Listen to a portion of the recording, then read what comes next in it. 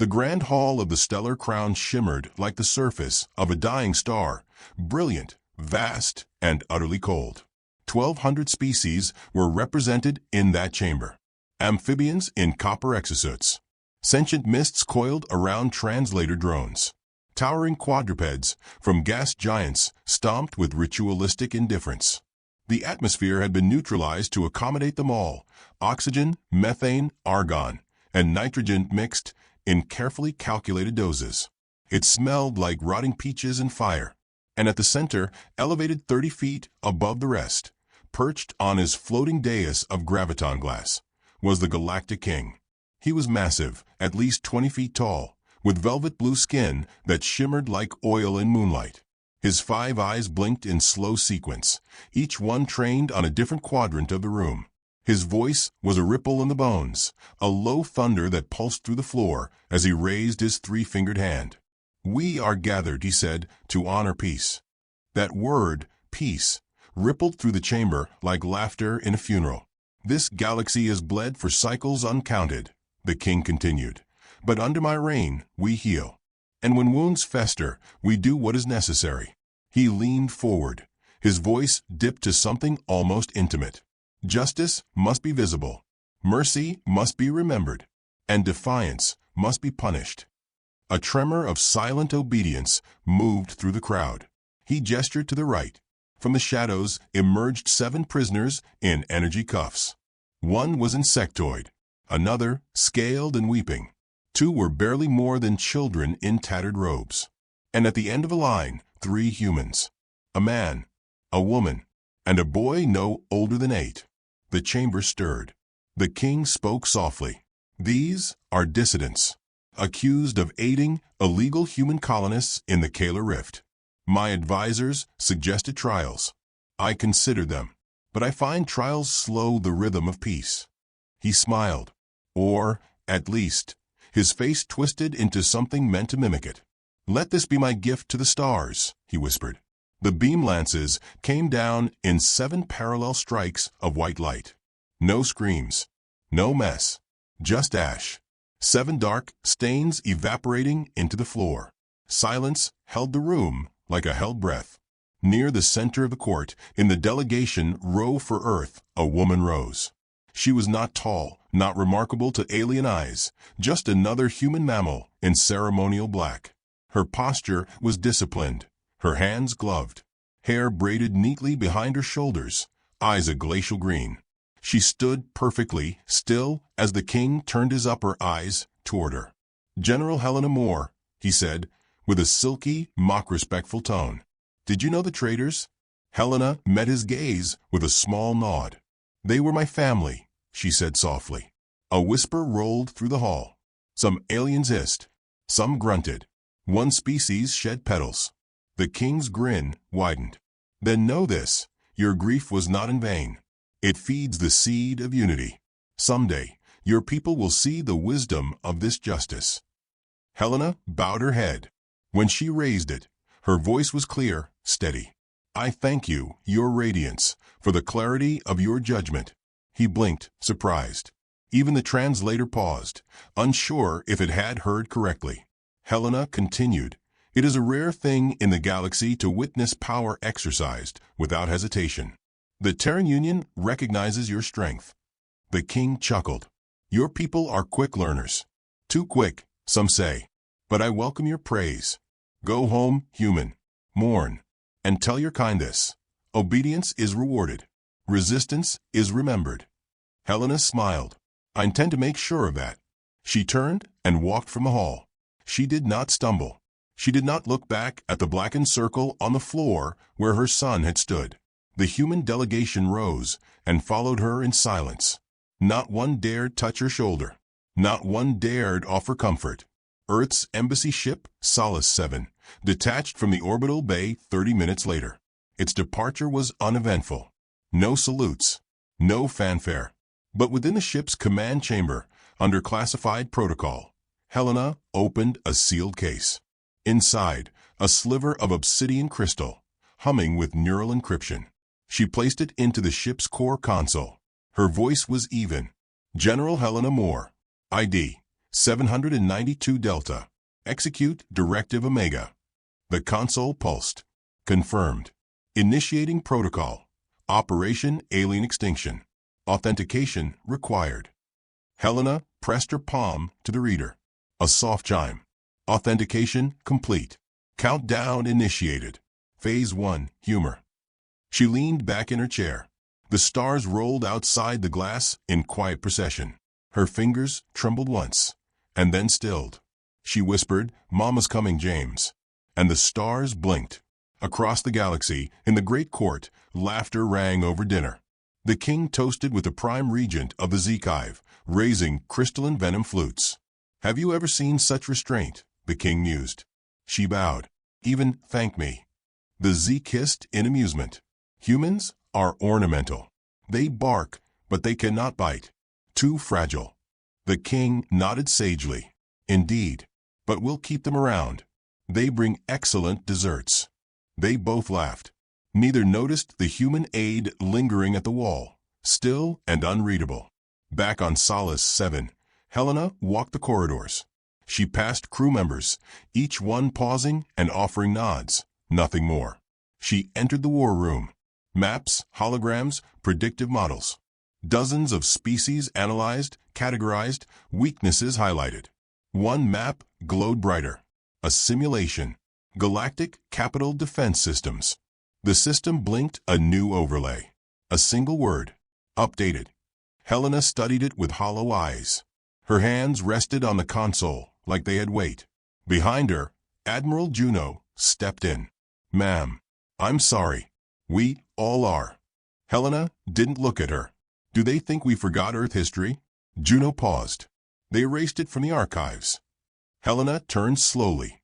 "Then we'll remind them." Juno nodded once. Phase 1 will begin within 48 hours. Comedic psychological operations are already embedded in entertainment streams. "Good," Helena said softly. "Make them laugh while we sharpen our blades." Outside in the dark between stars, the Earth fleets moved like whispers. Quiet, precise, polite. The first attack would come wrapped in children's music, encoded with neurodecay algorithms that only affected species lacking human dopamine regulators. The second would be economic collapse, triggered by predictive stock corruption seeded in galactic banking AIs by polite human interns. And the third? The third would be silence. A quarter of the king's allies would simply stop responding. In the quiet dark of her quarters, Helena sat alone.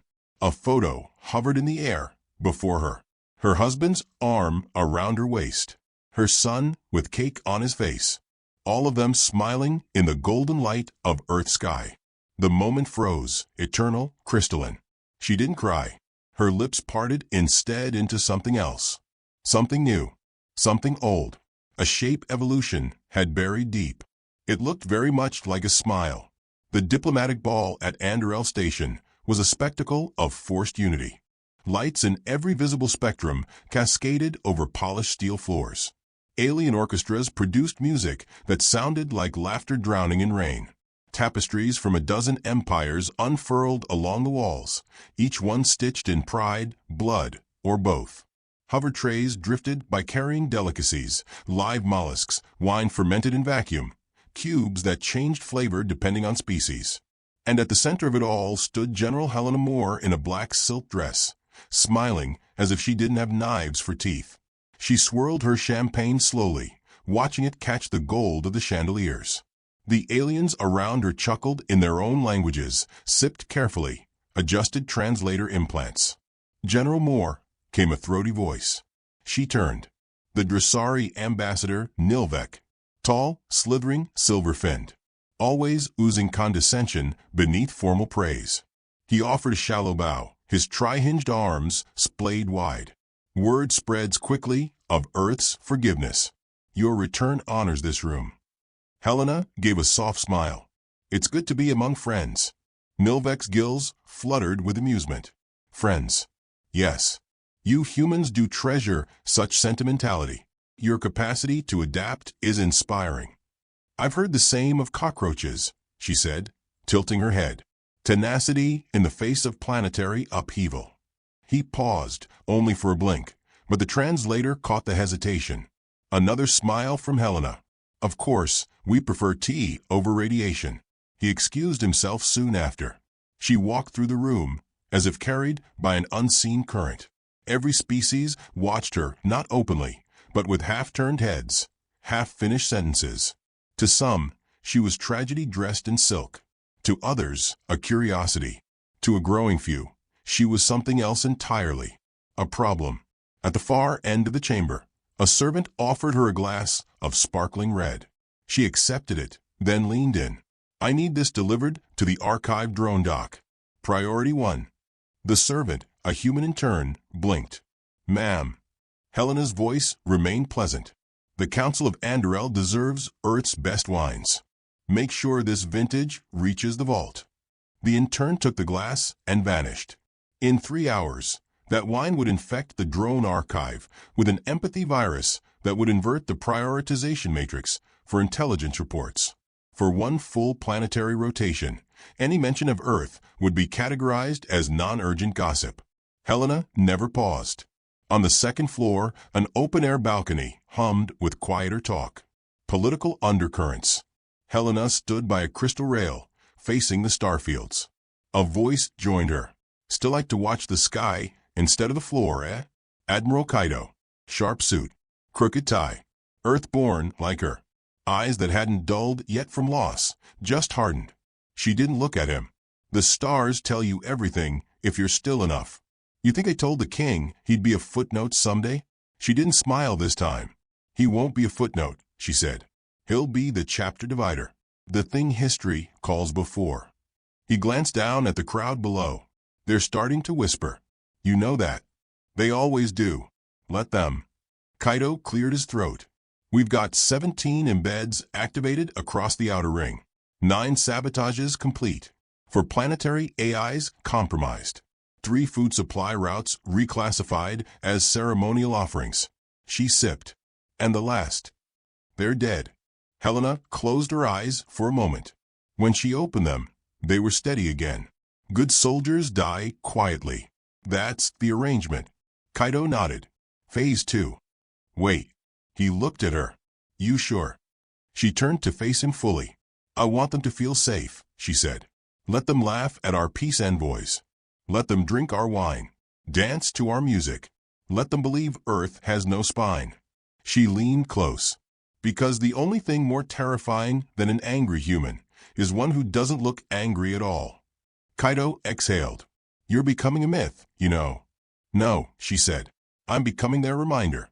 Below them, the Dressari ambassador coughed up blood mid-toast. His translator convulsed in a flash of static. Helena watched with quiet satisfaction. The wine had been persuasive. By morning, 3 more delegates would collapse in separate quadrants. No symptoms. Just one last thought branded into their cortex before shutdown. Earth remembers.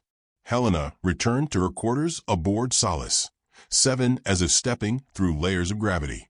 The moment the doors closed behind her, the charm slipped off like a shawl. She pressed her back against the wall and let herself breathe. Not break, just breathe. The room was dim. A holopic glowed above her desk. Her son holding a model of Earth's first interstellar carrier, smiling like the world was still a game to win. She stared at it for a long time. Report, she said to the empty room. A gentle tone answered. AI voice, soft and masculine. 9 infiltrations confirmed successful. Diplomatic channels compromised. Target species cultural centers experiencing cognitive drift due to meme injection vectors. Civilian reactions? Mild amusement. Earth's popularity is increasing. Our artists are being hailed as uniquely ironic. Helena huffed. Of course we are. We kill with charm. She walked to the map wall. Each quadrant shimmered with layered data, politics, sentiment, weakness. A soft chime marked an incoming message. She opened it. It was an alien girl, maybe 7 human years in age. Huge eyes. Purple skin. She was laughing, holding a copy of Earth's new children's book, The Sad Giraffe Who Ate a Planet. Helena watched the full clip. No words. Just a child's joy. She felt the twist in her chest, old, bone deep. Children were always the first to go unnoticed. She tapped the console. A new command pulsed. Expand Operation Lullaby. Double distribution. Embed empathy disruption protocols in upcoming titles. The console blinked in confirmation. Somewhere, far across the stars, a planetary librarian would unpack a box of Earth literature. Each page would carry subliminal frames. Each story would teach just enough softness to make a population vulnerable to guilt and obedience. Human warfare had evolved. There were no more shock waves, just songs. At the next council session, Helena sat perfectly upright. Her Earth emblem gleamed against navy blue. Around her, the chamber hummed with pleasantries. The crassel delegate, a flinty exospine beast, leaned toward her. "We do admire your poetry, General. Your species is expressive." Helena gave a practiced nod. Art is humanity's gift to survival. Beauty in decay. Meaning in extinction. The crassel clicked its mandibles. Curious phrasing. She turned to it, tone airy. "Isn't that what you called our colonies after you bombed them?" "Meaningless." She smiled. "We found meaning in the ashes." He didn't speak again. By session's end, 3 ambassadors had quietly requested withdrawal from military pacts with the King's Empire. 2 more would leak sensitive data, accidentally, to human intelligence within the week. Fear was no longer spreading. It was blooming. Back aboard Solace 7, Helena poured herself tea. Actual Earth leaves. Boiled water. Not synthetic. Kaido entered without knocking. He knew better. "Zeke Hive is collapsing," he said. "Their queen's mental lattice fragmented after one of our AI operas aired." "Which one?" "The one with the ants and the toaster." Helena exhaled through her nose. "Good." Kaido hesitated. "You ever wonder if we're going too far?" Helena looked up. Not coldly. Not cruelly. Just with that bottomless, brutal calm she'd carried since the ash fell. She said, "I'm not doing this for us, Kaido." He nodded. And that, somehow, was worse. The message arrived at midnight. An encrypted package labeled with a symbol no alien would recognize. A hummingbird skewered by a needle. She opened it. It was a hologram. The Galactic King, laughing at a feast. In the background, a Terran servant refilled his glass. The king patted the man's arm. "Delightful creatures," he said to the room. "So serviceable." The camera lingered. The human didn't blink, just smiled. Helena closed the file. Then she opened a new command line. Phase 2 initiated. Confirm escalation? She didn't speak, just entered her code. The stars outside flickered. Polite, quiet, polished, just like her. And the knives had begun to turn.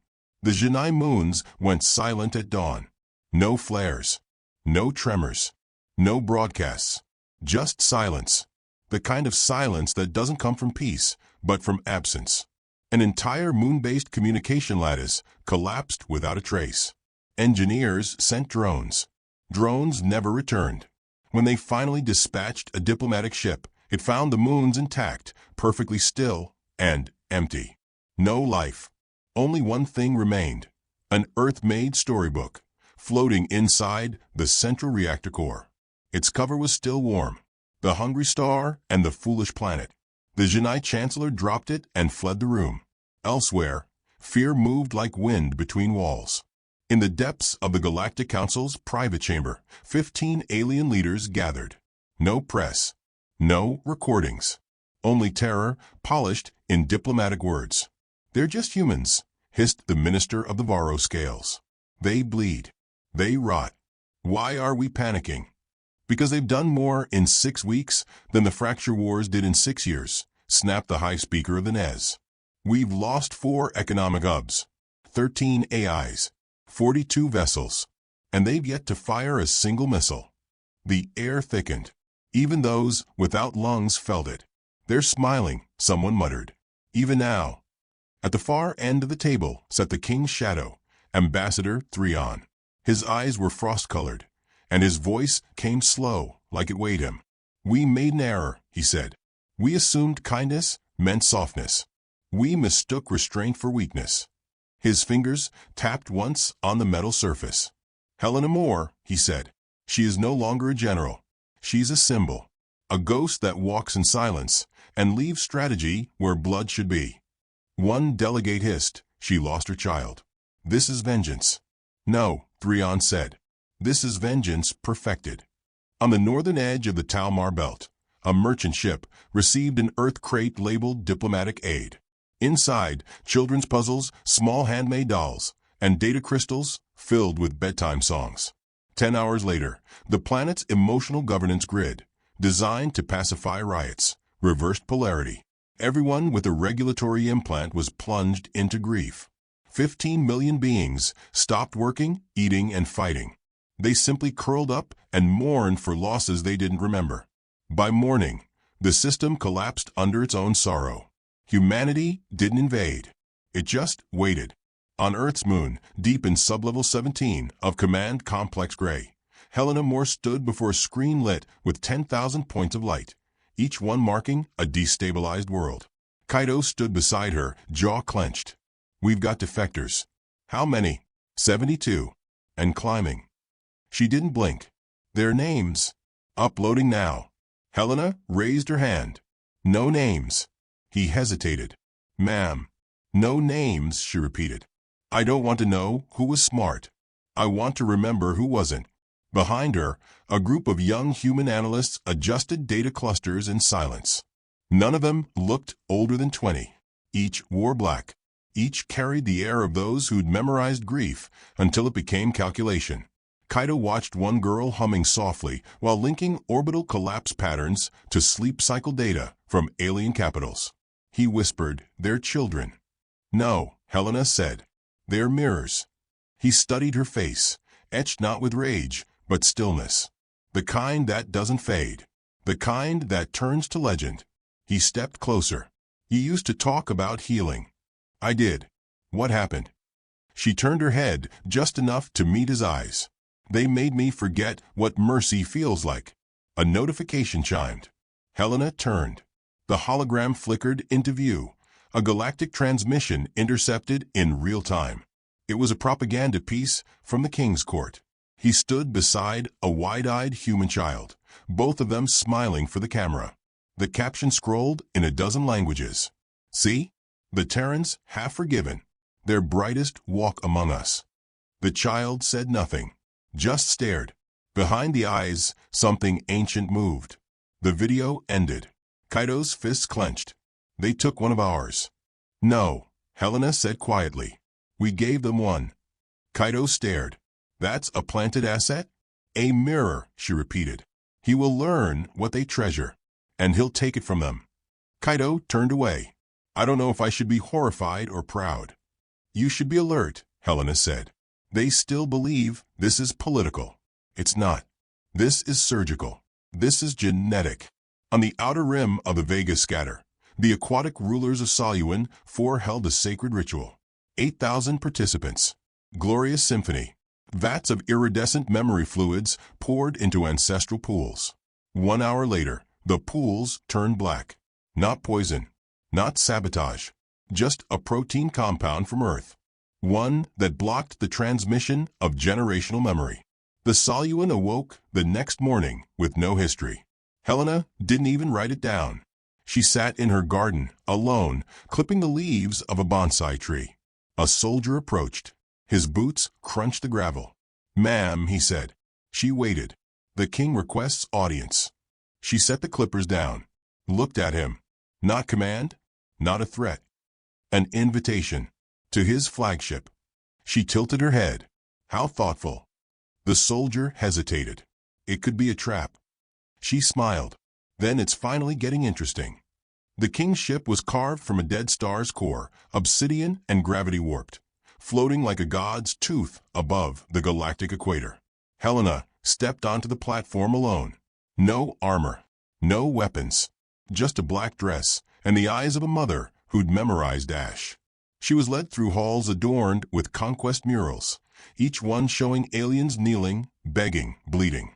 She paused once before a panel that depicted Earth's surrender. She chuckled. The guards didn't understand. In the throne chamber, the king lounged on his elevated seat, robes stitched with solar flares. Around him stood his advisors, smirking, towering, too slow to understand the weight she carried in silence.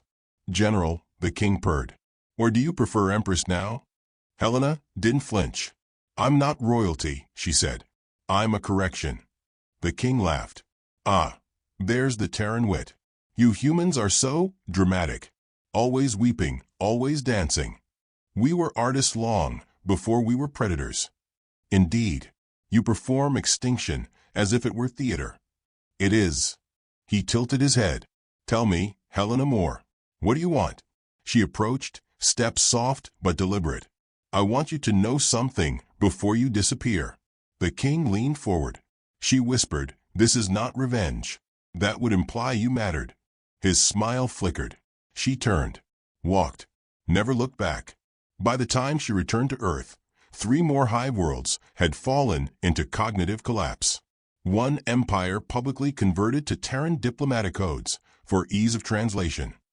Even the stars, some whispered, were dimming. Kaito met her at the docking bay. "You told him." "I did." "What now?" She stepped off the ship, voice low. "We remind them what humans become when you take our children." As she passed the command deck, an aide approached. He was shaking. "Ma'am, they're sending envoys. Peace offerings. Gifts. Accept them," she said. "Then bury them." The aide hesitated. "All of them. All of them." He saluted and left. Helena paused, alone in the corridor. Behind her, the hum of Earth's war core pulsed like a heartbeat.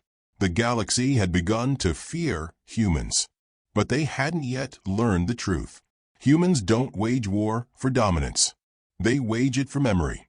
And when memory burns, they become fire. The Galactic King awoke to silence. Not the serene ceremonial kind that prelude court rituals, but a deep, unbreathing quiet that pressed against the walls of the throne chamber. His 5 eyes blinked in sequence, adjusting to the subtle lack of vibration in the ship's systems. He was used to movement, subtle shifts of power in the floor beneath him, murmurs of staff, whispers of stars aligning in his favor. But this silence had edges. He rose. "Status?" he asked aloud, his voice rolling across the chamber. Nothing. No response. Not from his guards. Not from the AI.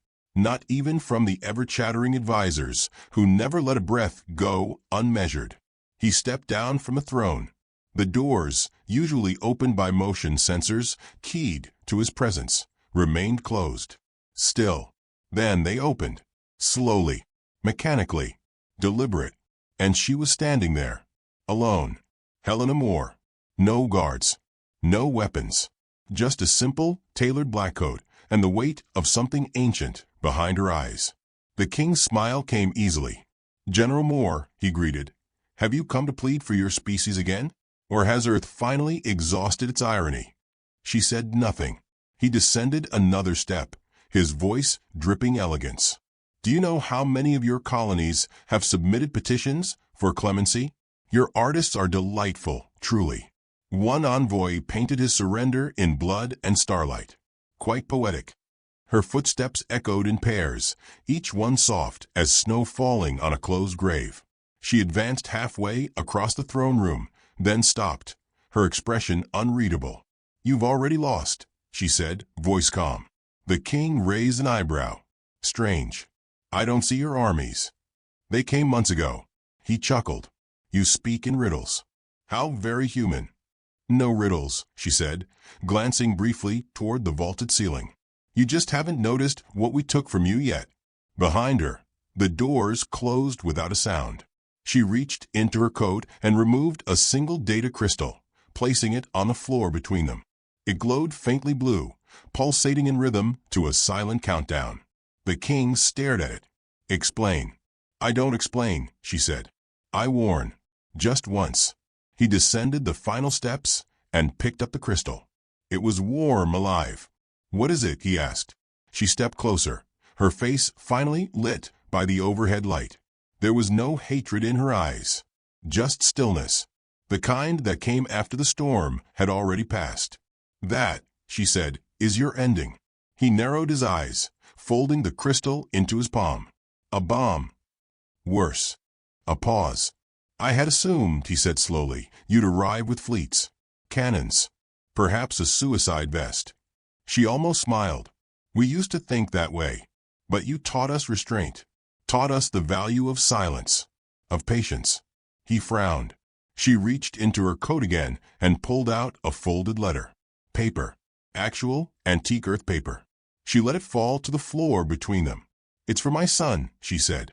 He stared at it. He wrote it before you killed him, she continued. He was learning how to write stories. I told him every good story needs a villain. And then you gave him one. The king's face was unreadable now. The laughter gone.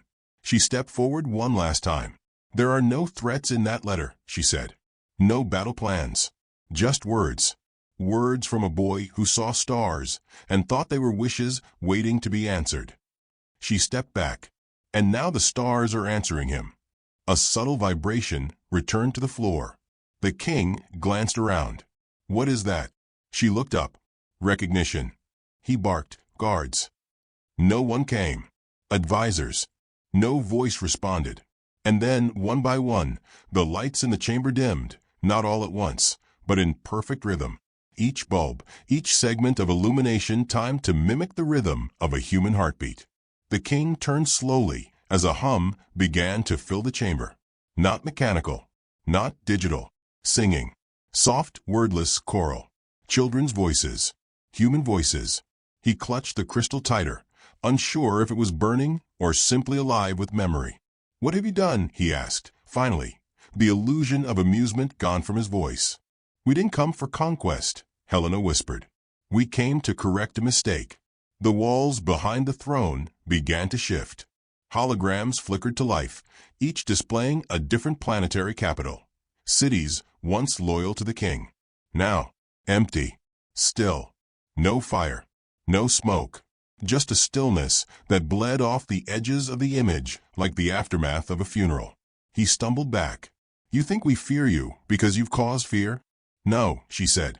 You fear us because we never needed you to know we were already inside. The king looked at the crystal again, holding it as though it might detonate. You've built an empire out of fear, she said. We let you. We let you look down on us. Laugh at us. Call us fragile. She stepped toward the throne. But do you know what we are? She asked, voice suddenly calm, almost warm. We're a species that buries its dead with ceremony. We scream into the sky and expect it to answer. We paint our pain. We sing through agony. And we never forget. She was close now. We don't erase names, she said. We carve them into stone. The king's shoulders tensed. And now, she said, we carve yours. His eyes flicked toward the door. But there was nowhere left to run. He opened his mouth, perhaps to beg, perhaps to command. And the crystal activated. It didn't explode. It sang. A frequency only his bloodline could hear. A message layered in every whisper of every communication network he'd ever used. Every corridor echo, now replayed every order he'd ever given. Every execution, every conquest, every death. His sins echoed back at him. His voice, cold and proud, declaring punishments, laughing as families were incinerated, as worlds were broken. Now, they sang him to sleep. He dropped the crystal. Please, he whispered, voice cracking. Please. Helena watched. You killed the child to prove a point, she said softly. Now you are the point. The throne chamber lights flickered and died. She turned. The doors opened. And standing behind them were children. Hundreds. Human. Alien. Silent. Each one held a candle. None spoke. The king fell to his knees as the sound grew. His own voice, looping, weeping through every speaker. He covered his ears. But it was inside him now. Every command. Every choice. And no silence left to hide in. When Helena reached the exit, she stopped and turned once more. He was crumpled against the throne, eyes wide, face pale, as if the weight of all his lives lost had finally landed. You taught us well, she said. Then she was gone. The candles disappeared with her, one by one, until the king sat alone in a chamber that no longer recognized him. Back aboard the Earth Command vessel orbiting above, Helena stood at the viewport. Behind her, analysts updated data streams. Kaido approached, quiet. "It's done," he said. She didn't respond. "You could have killed him." "I did," she replied. Kaido glanced at her. "So what now?" She watched the stars. "We build." He folded his arms. "And if they retaliate?" She turned to him. "They won't," she said. "Because they've seen who we are. They've felt it." "Helena," he said softly, "what did we become?" Her voice was tired now. Not weary, but old. Like someone who had been carrying a memory longer than it had been hers. "We became what they feared most," she said. "Polite, patient, precise." She walked past him. "And when we come," she said over her shoulder, "it's already over." He stood in silence as the stars flickered beyond the glass. Inside the chamber, a final message uploaded to every remaining galactic channel. A child's voice. "We are the children of Earth. We don't come to conquer. We come to remember." Then the screen blinked out, and the galaxy went still.